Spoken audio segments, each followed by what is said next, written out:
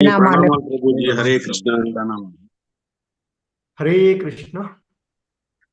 ఈరోజు శ్రీమద్ భాగవతం క్లాస్కి అందరికీ కూడా ఇస్కాన్ శ్రీ శ్రీ రాధా గోవింద ఆలయము మంగళూరు కర్ణాటక తరపున స్వాగతం తెలియజేస్తూ ఉన్నాం.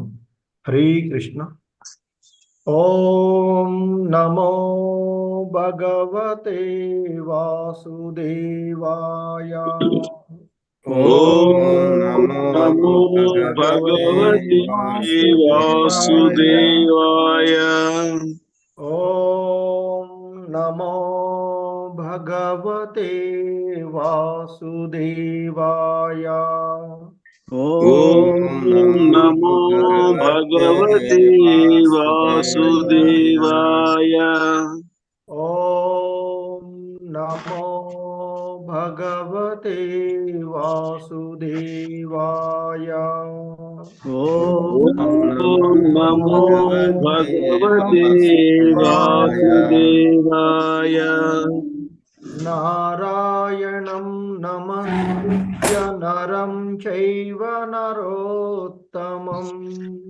నారాయణం నమస్కృత్య నరం చైవ నరోత్తమం. దేవీం సరస్వతిం వ్యాసం తతో జయముదీరయేత్.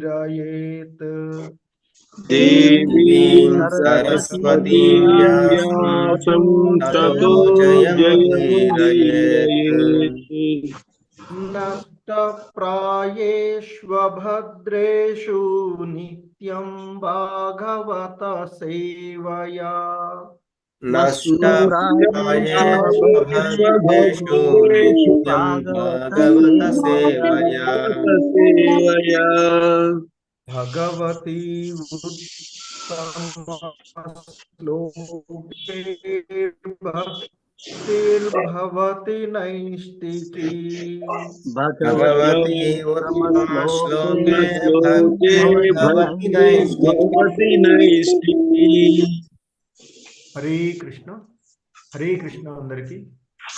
సో ఈరోజు శ్రీమద్ భాగవతము 3వ స్కందము యథాస్థితి, అందులో 28వ అధ్యాయమైనటువంటి భక్తి యోగానుష్ఠానమును గూర్చి ఆ కపిల భగవానుల వారి యొక్క ఉపదేశములు అనేటువంటి అధ్యాయంలో ఈరోజు 25వ శ్లోకాన్ని ఇస్కాన్ వ్యవస్థాపక ఆచార్యులైనటువంటి శ్రీల ప్రభుపాదుల వారి యొక్క భావము మరియు భాష్యము ద్వారా అవగాహనం చేసుకుందాము. సో ఇక్కడ ఆ భగవాను యొక్క నాభి చంద్రుణ్ణి పోలి ఉన్నటువంటి పోలికతో ఈరోజు శ్లోకంలో ఉంటుంది. హరే కృష్ణ. శ్రీమద్ భాగవతము 3వ స్కందము 28వ అధ్యాయము 25వ శ్లోకము. హరే కృష్ణ. Please repeat. నాభిహృదం భువన కోశ గుహోదరస్తం. నాభిహృదం భువన కోశ గుహోదరస్తం. నాభిహృదం భువన కోశ గుహోదరస్తం. నాభిహృదం భువన కోశ గుహోదరస్తం. నాభిహృదం భువన కోశ గుహోదరస్తం. నాభిహృదం భువన కోశ గుహోదరస్తం. యత్రాత్మయోని దిశనాకిలోక పద్మం.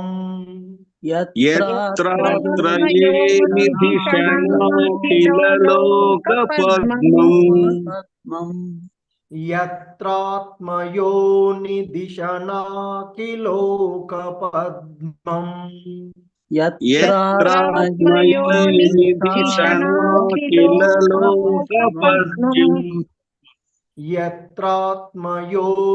దిశనాకిలోక పద్మం. యత్రాత్మయోని దిశనాకిలోక పద్మం. व्यूढं हरिन्मणिवृषस्तनयोरमुष्य व्यूढं हरिन्मणिवृषस्तनयोरमुष्य व्यूढं हरिन्मणिवृषस्तनयोरमुष्य व्यूढं हरिन्मणिवृषस्तनयोरमुष्य व्यूढं हरिन्मणिवृषस्तनयोरमुष्य व्यूढं हरिन्मणिवृषस्तनयोरमुष्य यायेद्वयं विशदहारमयूकगौरम् विशदहारमयूकगौरम् यायेद्वयं विशदहारमयूकगौरम् ध्यायेद्वयं विशदहारमयूकगौरम्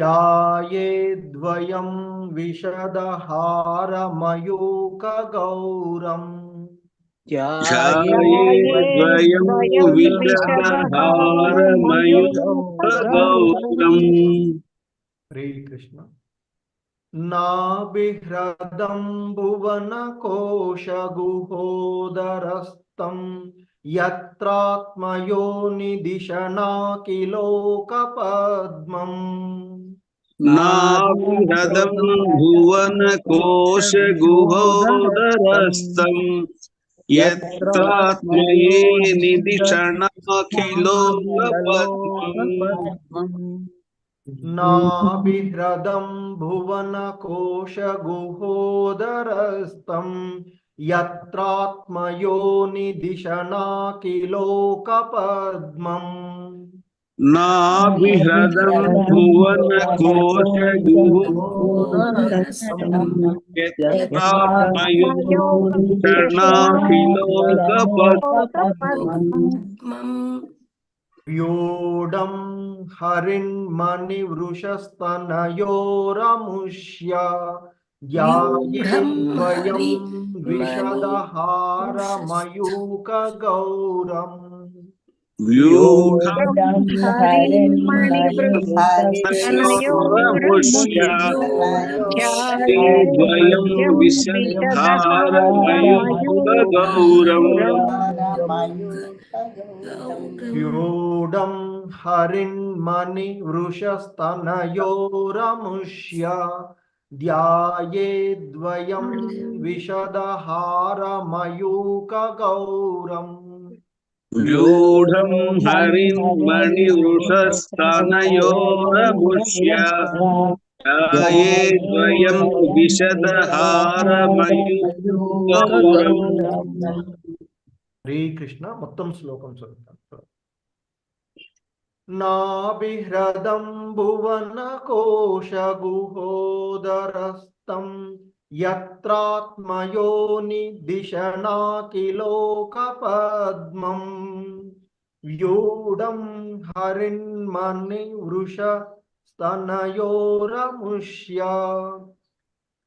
ध्यायेद्वयं विशदहारमयूकगौरम् नाभिहृदं भुवनकोशगुहोदरस्थं यत्रात्मये निधिषणाखिलोकपद्मम् व्यूढं हरिन्मणिवृषस्तनयोरमुष्य ध्यायेद्वयं विशदहारमयूकगौरम् हरे कृष्ण रामकृष्ण हरे कृष्ण। चामुंडेश्वरी माता जी, हनुमा प्रसाद प्रभु जी। हरे कृष्ण प्रभु। हरे कृष्ण नाभिह्रदं भुवनकोशगुहोदरस्थं यत्रात्मयोनिधिषणाखिललोकपद्मं व्यूढं हरिन्मणिवृषस्तनयोरमुष्य ध्यायेद्वयं विशदहारमयूकगौरम्। हरे कृष्ण प्रभु। हरे कृष्ण प्रभु जी। నాభిహృదం భువన కోశ గుహోదరస్తం యత్రాత్మయో నిధిషణాఖిల లోక పద్మం వ్యూఢం హరిన్మణి వృషస్తనయోరముష్య ఛాయేద్వయం విశదహార మయూఖ గౌరం. హరే కృష్ణ ప్రభుజీ. हरे कृष्ण. वेंकट नरसारेड्डी प्रभु जी, सुचरिता माता जी. हरे कृष्ण प्रभु जी. नाभिहृदं भुवनकोश गुहोदरस्तं यत्रात्मयो निधि शनाखिलोक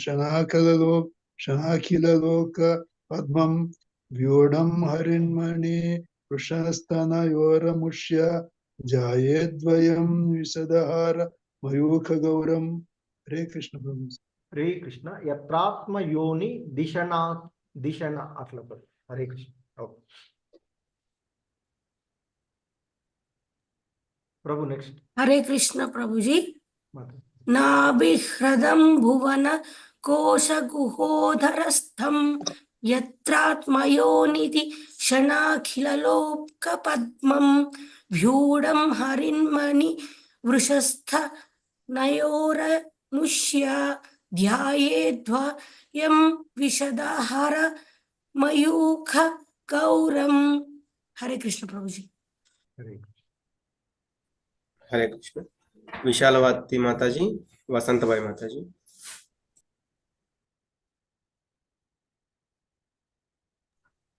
वसंतबाई माता जी. हरे कृष्ण प्रभु जी. नाभिहृदं नाभिहृदं भुवनकोश गृहोदरस्तं यत्रात्मयोनि दिशनाखिलोकपद्मं व्यूढां हरिर्मणिरुषस्तनयोरमुष्य ध्यायेद्वयं विशदहारमयूख गौरम्. हरे कृष्ण. हरे कृष्ण प्रभु जी.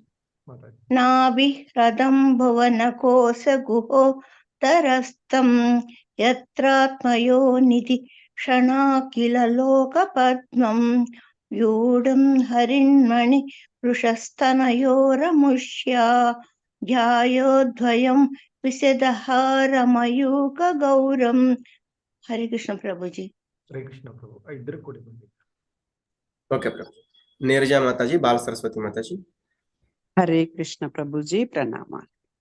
नाभिहृदं भुवन कोश गुहोदरस्तं यत्रात्मयोनि दिशनाखिल लोक पद्मं व्यूढं हरिन्मणि वृषस्तनयोरमुष्य ध्यायेद्वयं विशदहार मयूख गौरम. धन्यवाद प्रभु जी. हरे कृष्ण. బాల సరస్వతి మాత. हरे कृष्ण प्रभु जी. नाभिहृदं भुवनकोश गुहोदरस्तं यत्रात्मयोनिधि सकललोकपद्मं व्यूढं हरिर्मणि वृषस्तनयोरमुष्य ध्यायेद्वयं विशदहारमयूख गौरम. హరే కృష్ణ. రామకృష్ణ ప్రభు చదవండి. हरे कृष्ण प्रभु.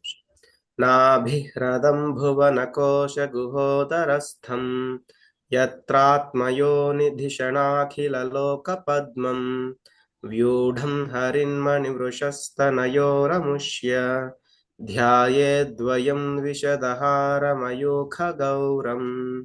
हरे कृष्ण प्रभु. హరే కృష్ణ. హరే కృష్ణ. ధన్యవాదాలు. హరే కృష్ణ. ఈ శ్లోకంలో ఉన్నటువంటి పదాల యొక్క అర్థాలను చూద్దాము. Please repeat. నాభిహృదం.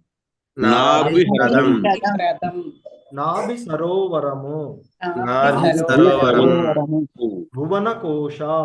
भुवनकोश సమస్త విశ్వములకు. समस्तमुలకు గుహా. गुहा ఆధారభూతము. आधारभूतम् ఉదర. उदरा ఉదరమందు. ముందు తం. तं నెలకొని ఉన్నది. ఉన్నది యత్ర. यथा ఎచ్చటనైతే ఎచ్చటనైతే ఆత్మయోని ఆత్మయోని బ్రహ్మదేవుని బ్రహ్మదేవుని దిశన ధిషణ నివాసము నివాసము అఖిల లోక అఖిల లోక సమస్త లోకములను కూడియున్నది సమస్త లోకములను కూడి ఉన్నది పద్మం పద్మం పద్మము పద్మము వ్యూఢం ఉత్పన్నమైనది ఉత్పన్నమైనది హరిత్మణి హరిత్మణి మరకత మణుల వంటి మనుల వంటి వృష వృష అత్యంత సుందరము అత్యంత సుందరము సుందరము తనయోహో స్తనయోః తనములను తనములను అముష్య అముష్య భగవానుని భగవానుని ధ్యాయేత్ ధ్యాయేత్ అతడు ధ్యానించవలెను ధ్యానించవలెను ద్వయం స్వయం ద్వయమును ద్వయమును విషద విషద తెల్లని తెల్లని హార హార ముత్యాల హారపు ముత్యాల హారపు మయూక మయూఖ వెలుగుచే వెలుగుచే గౌరవం గౌరం తెల్లగా తెల్లగా హరే కృష్ణ హరే కృష్ణ సో భావముపై శ్రీల ప్రభుపాదుల వారు పిదప యోగి భగవానుని ఉదర మధ్యపు చంద్రుని బోలిన నాభిపై ధ్యానము నిలుపవలెను సమస్త విశ్వమునకు ఆధారభూతమగు అతని నాభి నుండియే సర్వలోకములను కూడియుండు పద్మము ఉత్పన్నమైనది అదియే తొలి జీవుడగు బ్రహ్మ నివాస స్థానము అదే రీతిని మరకత మణులను గోలియుండి వక్షస్థలమును అలంకరించియున్న పాల వంటి తెల్లని ముత్యాల హార కిరణములచే ధవల వర్ణముతో గోచరించు దేవదేవుని స్తన ద్వయమును యోగి ధ్యానింపవలెను. హరే కృష్ణ. Please repeat. పిదప యోగి భగవానుని ఉదర మధ్యపు చంద్రుని బోలిన నాభిపై ధ్యానమును నిలుపవలెను. సమస్త విశ్వమునకు ఆధారభూతమగు అతని నాభి నుండియే సర్వలోకములను కూడియుండు పద్మము ఉత్పన్నమైనది.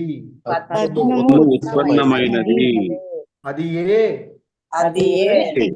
తొలి జీవుడగు బ్రహ్మ నివాస స్థానము.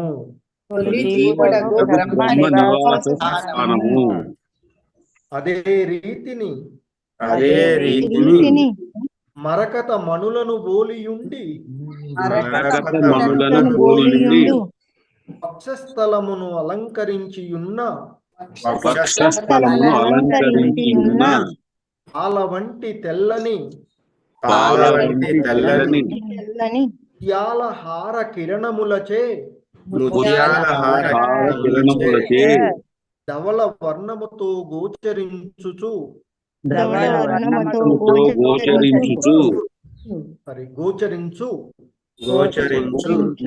దేవదేవుని స్తనద్వయమును యోగి ధ్యానింపవలెను.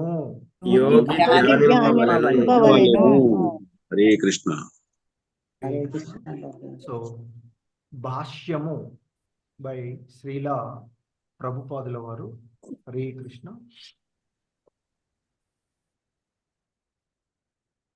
భాష్యము. తదనంతరము భగవానుని నాభిపై అంటే సమస్త భౌతిక సృష్టికి ఆధారము ధ్యానమును కావించుటకు యోగి ఉపదేశించబడినాడు.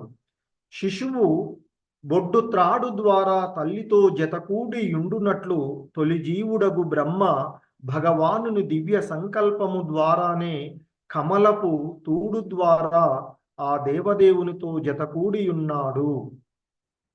విష్ణు భగవానుని పాదములను, చీలమండలములను, ఉరువులను సంవాహనము గావించు లక్ష్మీదేవి బ్రహ్మదేవుని జనని అని పూర్వపు ఒక శ్లోకమున తెలుపబడినది. కానీ వాస్తవమునకు బ్రహ్మదేవుడు భగవానుని ఉదరము నుండియే జన్మించినాడు, కానీ తల్లి ఉదరము నుండి కాదు. ఇవన్నీయును భగవానుని అచింత్యమగు కార్యములు. తండ్రి ఏ విధంగా శిశువునకు జన్మ నొసగును అనుచు ఎవరును ఈ విషయమున లౌకిక దృష్టితో తలంచరాదు. శ్రీకృష్ణ భగవాన్ని ప్రతి ఇంద్రియము సర్వేంద్రియముల శక్తిని కలిగియున్నదని బ్రహ్మ సంహిత యందు వివరించబడినది. సమస్తము ఆధ్యాత్మికమే కనుక అతని ఇంద్రియములు బద్ధములు కావు. అతడు తన కర్ణములతోనూ గాంచగలడు.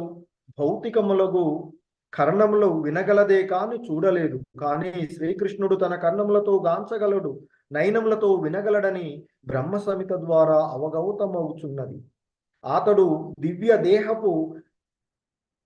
అతని దివ్య దేహపు ఏ అంగమైనను ఇతర అంగపు కార్యమును నిర్వహింపగలదు. అతని ఉదరము సమస్త లోకములకు ఆధారమై ఉన్నది. బ్రహ్మదేవుడు సృష్టికర్త పదవిని కలిగి ఉన్నప్పటికీ అతనికి గల నిర్మాణ శక్తి భగవానుని ఉదరము నుండియే ప్రభవించినది. విశ్వమందలి ఎట్టి సృష్టి కార్యమైనను దేవదేవునితోనే ప్రత్యక్ష సంబంధమును కలిగి ఉన్నది. భగవానుని వక్షస్థలమును అలంకరించియుండు ముత్యాల హారము సైతము ఆధ్యాత్మికమైనదే. కనుకనే ఆ ముత్యముల ధవళ కాంతిని వీక్షించమని యోగి ఉపదేశించబడినాడు. హరే కృష్ణ. జగద్గురు శ్రీల ప్రభుపాద్ కీ జై. సో ఇది శ్రీల ప్రభుపాదుల వారి యొక్క భాష్యము ఈ శ్లోకమునకు.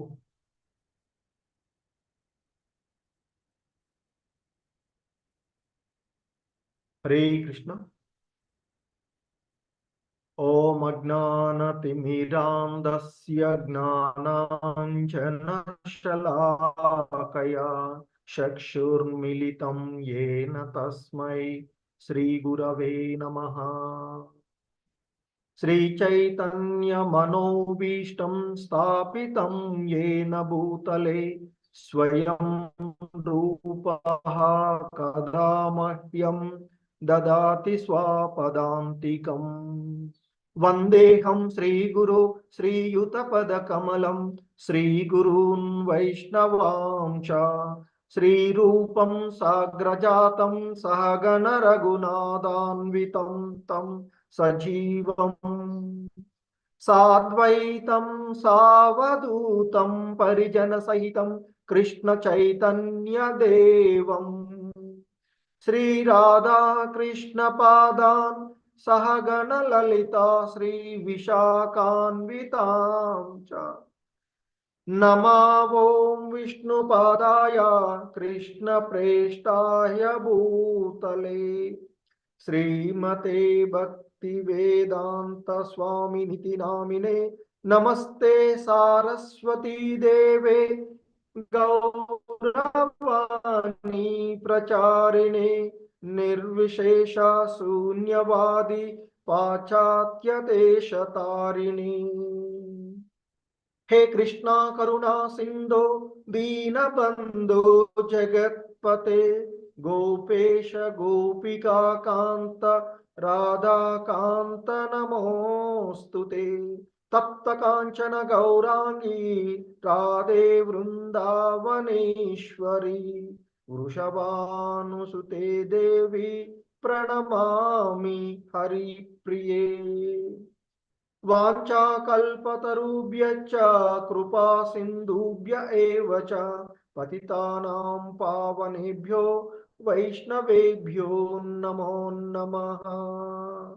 జయ శ్రీ కృష్ణ చైతన్య ప్రభు నిత్యానంద శ్రీ అద్వైత గదాధర శ్రీవాసాది గౌర భక్త బృంద.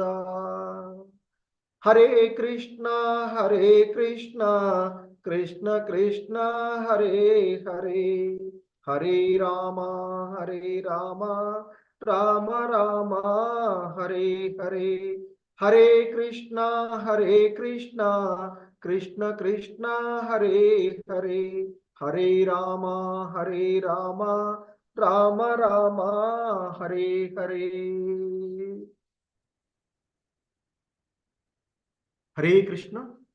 సో ఇక్కడ ఆ కపిల భగవానుల వారు భక్తి యోగానుష్ఠానమును గూర్చి తన జనని అయినటువంటి దేవహుతికి వివరిస్తూ ఉన్నటువంటి ఆ క్రమంలో మరి యోగి భగవానుడిపై ఏ విధంగా ధ్యానాన్ని ఆచరించవలెను అనేటువంటి ఆ అంశాన్ని ఆయన తెలియచేస్తూ ఉన్నటువంటి క్రమం మనము ఇక్కడ చూస్తూ ఉన్నటువంటిది. ఆ క్రమంలో మరి యోగి అనేటువంటి వాడు ఏ విధంగా ఆ భగవానుణ్ణి దర్శించుకోవాలి అంటే ఆ యోగ విధానంలో మనసునందు ఆ భగవంతుణ్ణి ఏ విధంగా దర్శించుకోవాలి అంటూ తెలియచేస్తూ మరి అన్ని అంగాలపైన ఒకేసారి దృష్టి కలిగించకుండా ఒక్కొక్క అంగం పైన భగవంతుని యొక్క ఆ అంగాలు దివ్యమైనటువంటి అంగాలపైన ఆ మనసును నిలిపి ఆ యోగి భక్తుడు ఏ విధంగా ధన్యుడు కావలనో అనేటువంటి విషయాన్ని ఆయన వివరిస్తూ ఉన్నటువంటి ఆ క్రమంలో తొలుత పాదపద్మాల పైన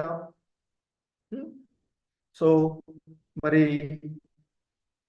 ఆ తర్వాత ఆ భగవంతుడి యొక్క ఆ పాద ఉరువులు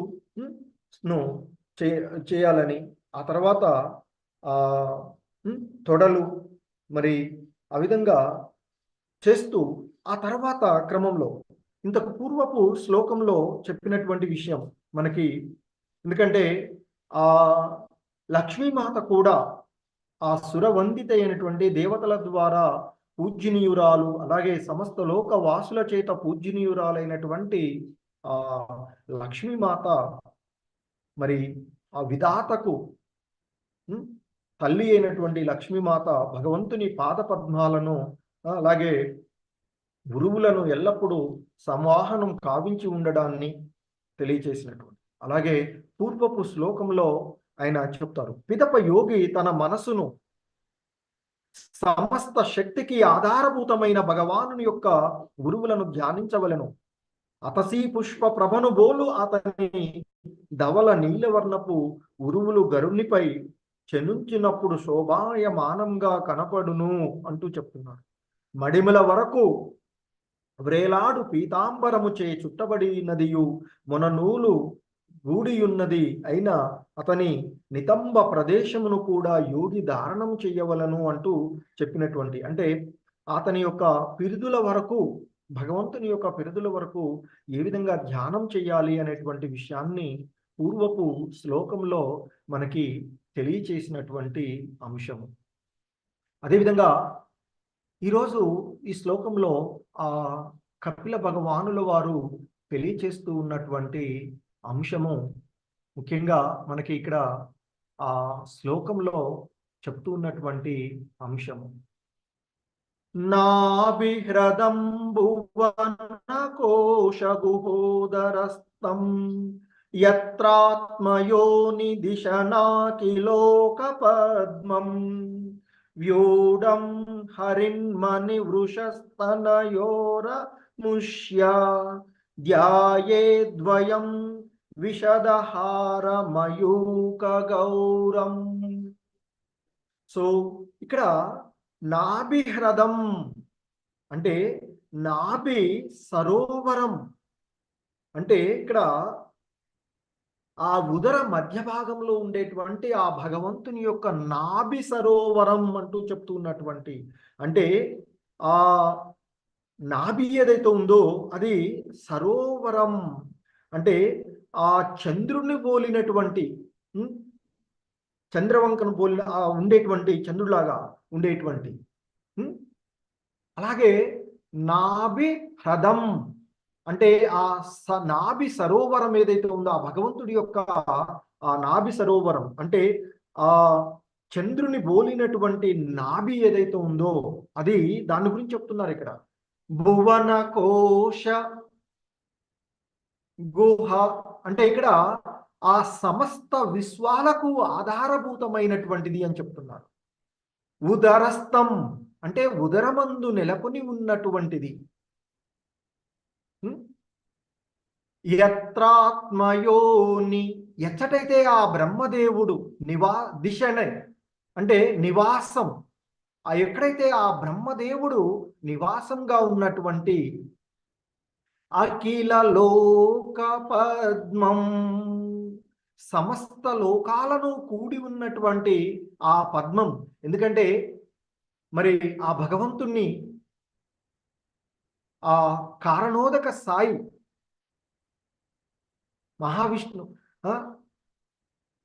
మహావిష్ణువు అలాగే ఆ తర్వాత గర్భోదక సాయి తర్వాత క్షీరోదక సాయి ఉన్నటువంటి మరి ఆ గర్భోదక సాయి అంటే కారణోదక సాయి నుండి గర్భోదక సాయి విష్ణువు, ఆ తర్వాత క్షీరోదక సాయి మనకి వచ్చేటువంటి ఇక్కడ మరి ఆ విష్ణువు భగవానుడి యొక్క నాభి నుండి ఉద్భవించినటువంటి ఆ కమలం ఏదైతే ఉందో అంటే ఆ ఉదర మధ్య భాగంలో చంద్రుని పోలినటువంటి ఆ నాభి నుండి ఉద్భవించినటువంటి ఆ పద్మం ఏదైతే ఉందో ఆ పద్మము సమస్త లోకాలను కూడి ఉన్నది అని చెప్తున్నారు.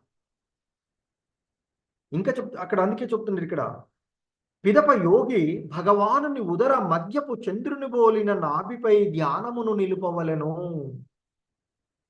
అంటే అంతకు పూర్వపు శ్లోకంలో మరి పూర్వపు శ్లోకాలలో పాదపద్మాల నుండి పిరుదుల వరకు ఆ భగవంతుణ్ణి ఏ విధంగా క్రమక్రమంగా ధ్యానాన్ని నిలుపుకుంటూ రావాలో చెప్పి ఈరోజు శ్లోకంలో మనకి ఇక్కడ మనం చూస్తూ ఉన్నటువంటి అంశము, యోగి అనేటువంటి వాడు ఆ భగవంతుని ఉదర మధ్య భాగంలో చంద్రుని పోలినటువంటి ఆ నాభిపై ధ్యానం చెయ్యాలి అని చెప్తున్నారు.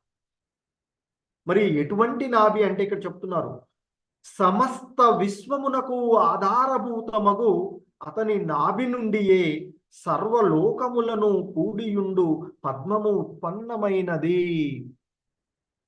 హ్యూడం అంటే ఇక్కడ ఉత్పన్నమైనది అని చెప్తున్నారు.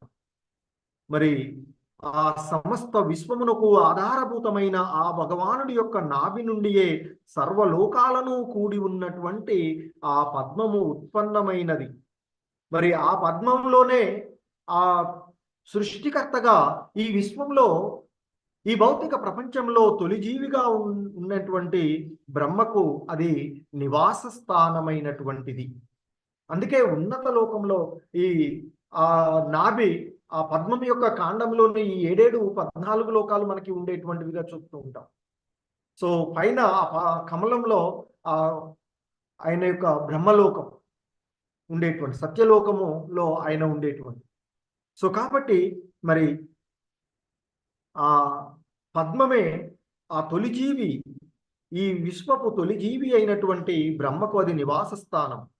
అదేవిధంగా మరి ఆ భగవంతుని యొక్క వక్షస్థలమును గురించి చెప్తున్నారు. అదే రీతిని మరకత మనులు బోలియుండు వక్షస్థలమును అలంకరించి ఉన్నటువంటి పాల వంటి తెల్లని ముత్యాల హార కిరణములచే ధవల వర్ణములతో గోచరించు దేవదేవుని స్తన ద్వయమును యోగి ధ్యానించవలెను అంటూ చెప్తూ ఉన్నటువంటి విషయం. సో ఇక మనకి ఇక్కడ ఆ శ్రీల ప్రభుపాదుల వారు భాష్యంలో తెలియచేస్తూ ఉన్నటువంటి అంశాలను మనము చూసినట్లయితే ఆయన చెప్తూ ఉన్నారు. ముఖ్యంగా ఈ శ్లోకం ఆ క్రమంగా పాదపద్మాల నుండి భగవంతుని యొక్క పాదాల నుండి ప్రారంభించినటువంటి యోగి యొక్క ధ్యానము క్రమక్రమముగా పైకి, అంటే ఆ భగవంతుని యొక్క ముఖార విందమునకు పైకి వస్తూ ఉన్నటువంటి క్రమములో ఇక్కడ చెప్తూ ఉన్నటువంటి అంశము అంటే ఆ ఉరువులు, తర్వాత పెరుదుల పైన దృష్టిని అంటే ధ్యానాన్ని సారించిన పిమ్మట తదనంతరము భగవానుని యొక్క నాభిపై, మరి ఎటువంటి నాభి భగవంతుడిది అంటే సమస్త భౌతిక సృష్టికి ఆధారమైనటువంటిది, అంతే కదా. ఆ కారణోదక అంటే ఇక్కడ గర్భోదక సాయి విష్ణువు యొక్క ఆ నాభి నుండి వచ్చినటువంటి ఉద్భవించినటువంటి ఆ కమలము పైన ఆ బ్రహ్మ ఉండగా, ఆ కాడ ఏదైతే ఉందో దీంట్లోనే ఈ మొత్తం లోకాలు కూడా, ఈ భౌతిక సృష్టి అంతా కూడా ఈ దాని ద్వారా ఆధారమై ఉన్నటువంటిది. మరి అటువంటి నాభి పైన ధ్యానము కావించుటకు యోగి ఉపదేశించబడ్డాడు అంటూ చెప్తూ ఉన్నారు. సో దీన్ని ఇక్కడ శ్రీల ప్రభుపాదుల వారు ఉపమానము, మరి తల్లి గర్భంలో ఉన్నప్పుడు శిశువు ఆ బొడ్డుత్రాడు ద్వారా తల్లితో ఏ విధంగా అయితే జతకూడి ఉన్నాడో, అదేవిధంగా ఆ విష్ణు భగవానుడితో ఆ బ్రహ్మ కూడా, అదేవిధంగా ఆ తొలి జీవుడైనటువంటి బ్రహ్మ కూడా దివ్య సంకల్పం ద్వారానే ఆ కమలపు తూడు ద్వారా, అంటే ఆ కమలం యొక్క కాడ ఏదైతే ఉందో ఆ కాడ ద్వారా ఆ దేవదేవునితో అతడు జతకూడి ఉన్నాడు అని చెప్తూ ఉన్నారు. మరి విష్ణు భగవానుని పాదములను, చీలమండలమును, ఉరుములను సంవాహనము కావించేటువంటి లక్ష్మీదేవి భగవానుని, అంటే ఇక్కడ ఆ భగవానునికి సేవ చేసేటువంటి ఆ లక్ష్మీదేవి ఆ బ్రహ్మదేవుని యొక్క జనని అని మనకు పూర్వపు శ్లోకంలో తెలుపబడినటువంటి విషయం. మరి వాస్తవానికి శిశువు తన తల్లి గర్భంలో ఉన్నప్పుడు ఆ బొడ్డుతాడుతో ఏ విధంగా అయితే సంబంధాన్ని కలిగి ఉంటాడో, ఆ విధంగా మరి ఇక్కడ జననిగా చెప్పబడేటువంటి లక్ష్మీదేవితో ఆ బ్రహ్మ సంబంధము, ఉదర సంబంధం లేదు. ఇక్కడ ఎవరితో ఉంది బ్రహ్మకు ఉదర సంబంధము అంటే ఆ భగవానుడితోనే. అంటే ఈ సృష్టి అంతా కూడా భగవానుడే ఆధారము అనేటువంటి అంశాన్ని మనము ఇక్కడ చూస్తూ ఉన్నటువంటిది. సో అందుకే ఇక్కడ చెప్తూ ఉన్నారు. మరి ఆ విష్ణు భగవానుని పాదములను, చీలమండలములను, ఉరువులను సంవాహనము కావించు లక్ష్మీదేవి బ్రహ్మదేవుని జనని అని పూర్వపు ఒక శ్లోకములో తెలుపబడినది. కానీ వాస్తవమునకు బ్రహ్మదేవుడు ఆ భగవాన్ని ఉదరము నుండే జన్మించినాడు, కానీ తల్లి ఉదరము నుండి కాదు. ఇవన్నీయును భగవానుడి యొక్క ఆ అచింత్యమగు కార్యములు, ఆ భగవానుడి యొక్క దివ్య లీలలు అనేటువంటి విషయాన్ని చెప్తున్నారు. కానీ భౌతికంగా ఈ భౌతిక సృష్టిలో సాధ్యం కానటువంటి విషయం కనుక మరి ఇక్కడ తండ్రి ఏ విధంగా శిశువుకు జన్మనొసగును అనుచు ఎవరైనా ఈ లౌకిక దృష్టితో, ఈ భౌతికమైనటువంటి దృష్టితో అది తలంచరాదు. ఎందుకంటే భగవంతుడు ఆధ్యాత్మికమైనటువంటి భగవంతుని యొక్క కార్యాలన్నీ కూడా లౌకికమైనవి కావు, అలౌకికమైనటువంటి అంశాలు కనుక మరి ఈ లౌకిక భావంతో దానిని మనము చూడరాదు అనేటువంటి విషయాన్ని శ్రీల ప్రభుపాదుల వారు చెప్తూ ఉన్నారు. ఎందుకంటే ఆ శ్రీకృష్ణ భగవానుడి యొక్క ప్రతి అంగము కూడా అది సర్వ ఇంద్రియాల యొక్క శక్తిని కలిగి ఉంటుంది అనేటువంటి విషయాన్ని మనకి ఇక్కడ తెలియచేస్తున్నటువంటి. ఎందుకంటే బ్రహ్మ సమితిలో బ్రహ్మ చెప్తూ ఉంటారు, అంగాని సకలేంద్రియ వృత్తిమంతి పశ్యంతి పాంతి కలయంతి చిరం జగంతి ఆనంద చిన్మయ సద్వుజ్వల విగ్రహస్య గోవిందమాది పురుషం తమహం భజామి అంటూ ఆ బ్రహ్మ చెప్తాడు. ఎందుకంటే ఇక్కడ ఆ కృష్ణ భగవానుని యొక్క ప్రతి ఇంద్రియం కూడా సర్వ ఇంద్రియాలు, అన్ని ఇంద్రియాలు చేయగలిగేటువంటి శక్తిని అవి కలిగి ఉంటాయి. ఎందుకంటే భగవానుడు సర్వశక్తి సంపన్నుడు కనుక ఆయన యొక్క ఏ ఇంద్రియమైనా అన్ని రకాలైనటువంటి పనులను చేయగలిగేటువంటిది. సో కనుకనే ఇక్కడ చెప్తున్నారు, మరి ఆ విషయం తెలుపు సమస్త ఆ భగవంతుడి యొక్క సమస్తమైనటువంటి ఇంద్రియాలు సమస్తము ఆ దేహమంతా కూడా ఆధ్యాత్మికమైనదే కనుక అతని ఇంద్రియాలు ఈ భౌతిక జగత్తులో మనకు ఉన్నటువంటి ఇంద్రియముల మాదిరిగా బద్ధమైనవి కావు అంటూ తెలియచేస్తున్నటువంటి విషయం. అలాగే అతడు అంటే ఎవరు? భగవానుడు. ఇక్కడ తన కర్ణములతో గాంచగలడు. మనం చెవులతో ఏం చేయగలము? ఓన్లీ చూడడం మాత్రమే చేయగలం. కానీ భగవంతుడు తన చెవుల ద్వారా చూడడం కూడా చేయగలడు అని చెప్తున్నారు. చూడడమే కాదు, ఇతర పనులన్నింటినీ కూడా చేయగలడు. సో మరి అలాగే భౌతికమగు కర్ణములు అంటే భౌతిక జగత్తులో మనకున్నటువంటి ఈ కర్ణాలు లేదా ఈ జీవుల్లో ఈ సృష్టిలో ఉండేటువంటి 84 లక్షల జీవజాతులకు ఉన్నటువంటి ఏవైనా అంటే కర్ణాలు ఉంటే ఆ కర్ణాలు వినడానికి మాత్రమే అవి ఉపయోగపడతాయి తప్ప చూడలేవు. ఈ కళ్ళతో ఈ చెవులతో మనం ఏం చేయగలము? శబ్దాలను వినగలం, కానీ శబ్దాలను మనం చూడలేము కదా. వినగలిగేటువంటిది దేంతో చూడగలం? మనము కళ్ళతో చూడగలం. అంటే మళ్ళీ ఆ శబ్దాలను మనం ఊహించుకుంటూ చేయాలి అంటే కూడా మళ్ళీ కళ్ళ ద్వారా దృష్టితో మనం చేయగలగాలి. సో కానీ శ్రీకృష్ణుడు తన కర్ణములతో గాంచగలడు, నయనములతో వినగలడు. నయనాలేంటి? మనకి చూడటానికి పనికొస్తాయి, కానీ భగవంతుడు ఆ నయనాలతో ఏదైనా చేయగలడు. సో అదే ఇక్కడ ఆ బ్రహ్మను సృష్టికి కూడా కారణమైనటువంటి అంశాలు చెప్తూ ఉన్నారు. సో అందుకే ఆ నయనంతో వినగలని బ్రహ్మ సంహిత ద్వారా అవగతమవుతూ ఉన్నటువంటి విషయం. అతని దివ్య దేహపు ఏ అంగమైన ఇతర అంగపు కార్యమును నిర్వహింపగలదు. ఎందుకంటే మనకు కొన్ని పరిమితులు ఉన్నాయి. చేతులతో పనులు మాత్రమే చేయగలం, ఏదైనా పట్టుకోవడము లేదని ఎత్తడము ఇవి మాత్రమే చేయగలం. అలాగే మన కళ్ళ ద్వారా మనకి అంటే ఈ కనిపించేటువంటి వాటిని చూడగలుగుతాం, చెవుల ద్వారా వినగలుగుతాం, ముక్కు ద్వారా వాసన. కానీ భగవంతుడు ఏ అంగం ద్వారా అయినా మిగిలిన అన్ని పనులను ఆయన చేయగలడు అనేటువంటి విషయాన్ని చెప్తూ ఉన్నటువంటిది మనకి. కాబట్టి ఆ భగవానుని దివ్య దేహపు ఏ అంగమైన ఇతర అంగపు కార్యమును నిర్వహించగలదు. అతని ఉదరము మరి ఏదైతే ఉందో ఆ భగవంతుని యొక్క ఉదరము సమస్త లోకాలకు ఆధారమై ఉన్నది.